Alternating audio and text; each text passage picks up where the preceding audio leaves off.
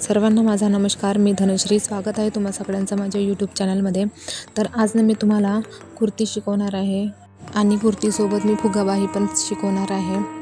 फुगाबाहीचा video मी वेगळा separate केलेला आहे, तो माझ्या यूट्यूब चॅनलवरती आहे. जर कोणाला बघायचा असेल तर तुम्ही तिथे जाऊन बघू शकता. जर का व्हिडिओ आवडला तर लाईक, शेअर, सबस्क्राईब करा. चला तर मग व्हिडिओला स्टार्ट करूया. सगळ्यात आधी मी इथे माझ्या चेस्टनुसार इथे मी फोल्ड करून घेतलेली आहे. म्हणजे माझी 8 इंचाची चेस्ट आहे आणि इथे मी 2 इंच एक्स्ट्रा घेतलेली आहे. माझं स्वतःचीच मी कुर्ती शिवत आहे आणि लांबी मी इथे घेतलेली आहे 42 इंच. 2 इंच त्याच्यामध्ये मी प्लस केले आहे, म्हणजे 44 इंच घेतलेले आहे.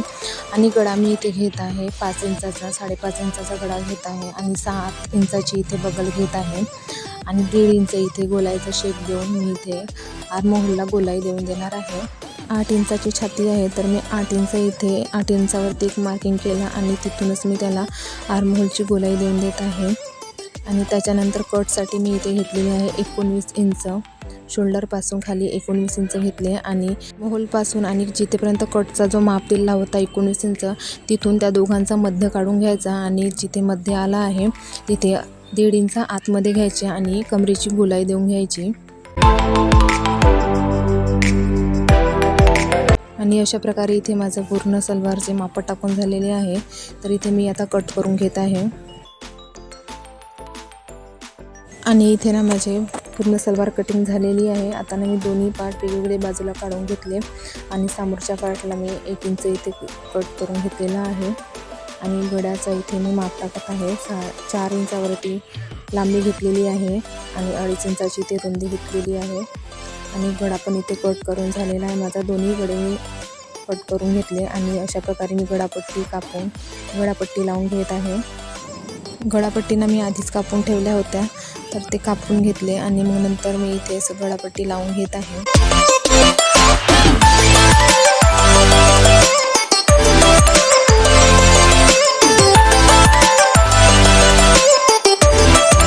इथे माझी गळापट्टी कापून लावून झालेली आहे. तर आता मी इथे छोटे छोटे कट मारून घेत आहे आणि त्याला पलटून मी दाब शिलाई पण देऊन देणार आहे. आणि दाब शिलाई देऊन दिली का इथे मी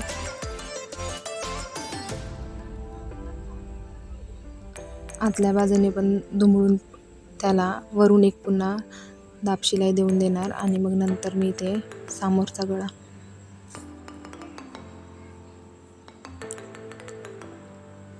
आणि अशा प्रकारे आता इथे माझा समोरचा गळा रेडी झालेला आहे. बघू शकताय तुम्ही बिना कॅनव्हसने किती मस्त गळा आलेला आहे. फिनिशिंग वगैरे व्यवस्थित आली आहे. आणि आता इथे मी मागचा गळा पण रेडी करून घेत आहे. मागचा गळा रेडी करून झाला की इथे मी शोल्डर जॉईंट करून घेणार.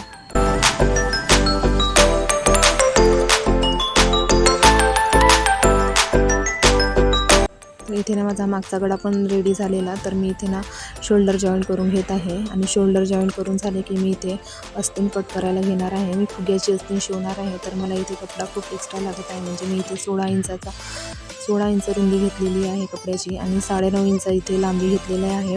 आणि खालच्या बाजूला मी इथे 2.5 इंच खोल आकार देऊन आणि इथे 16 म्हणून 7 मायनस करून घेतले आणि 9 इंचावरती एक पॉईंट देऊन बाहीचा आकार देऊन दिला. आणि अशा प्रकारे माझी बाही पण इथे कट करून झालेली आहे. तर इथे मी प्लेटा पाडून घेत आहे. आणि बाहीच्या प्लेटा ज्या आहेत त्या खालच्या बाजूच्या वेगळ्या दिशेने टाकायच्या आणि वरच्या बाजूच्या वेगळ्या दिशेने टाकायच्या आहे. तर इथे मी दोन्हीही प्लेटा टाकून घेतल्या. दोन्ही बाजूच्या इथे प्लेटा मी टाकून घेतलेल्या आहे. आणि इथे मी 2 इंचाची एक पट्टी घेणार आणि 2 इंचाची पट्टी घेऊन इथे मी शिलाई मारून देणार आहे.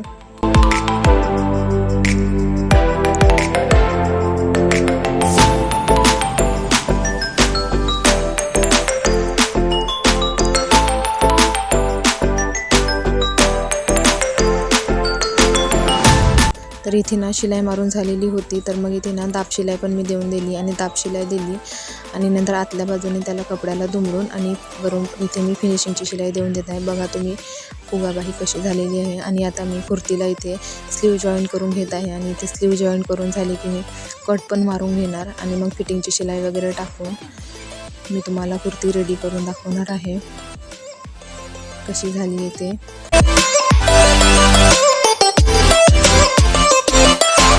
तर इथे बाही वगैरे माझी जोडून झालेली होती. तर इथे मेजरमेंट टाकून घेत आहे 5.5 इंचावरती आणि सगळा मेजरमेंट टाकून इथे मी कुर्तीची फिटिंग देऊन देणार. सॉरी थोडा इथे कॅमेरा हालत होता, म्हणून ते तसं ब्लर हालत दिसत आहे. तर इथे ना मी 2 इंच एक्स्ट्रा घेतलेले होते, तर 2 इंच एक्स्ट्रामधून मी इथे अर्धा इंच सोडून दिलेला आहे आणि 1.5 इंचावरती एक मार्किंग करून मी इथे फिटिंगची शिलाई टाकून घेत आहे. कुर्ती आपण एकदम फिट नाही लावत, मी तर नाही लावत, तुम्ही लावत असेल तर तुम्ही करू शकता.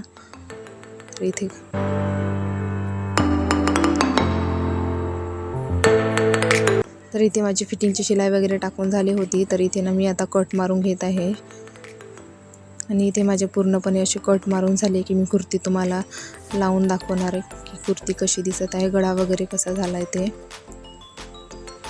तर इथे ना माझं पूर्ण कुर्तीची कट मारून झालेली होती. तर बाजूला जे कटची शिलाई राहते ते पण मी इथे मारून घेत आहे आणि ते मारून झाले की मी कुर्ती तुम्हाला लावून दाखवणार. आणि हा बघा कुर्ती इथे शिवून झालेली आहे. कुर्तीचा फायनल लुक आहे. फिनिशिंग वगैरे बघा गळ्याची आणि बाही वगैरे बघा किती मस्त झालेली आहे. समोरच्या गळ्याची फिनिशिंग खूपच छान आली आहे. दोन्ही हात व्यवस्थित झालेले आहे. मागचा गळा पण व्यवस्थित झाला आहे. बिना कॅनव्हसने हे सगळं झालं आहे. तर व्हिडिओ तुम्हाला कसा वाटला ते तुम्ही मला कमेंट करून सांगा. भेटूया पुढच्या व्हिडिओमध्ये.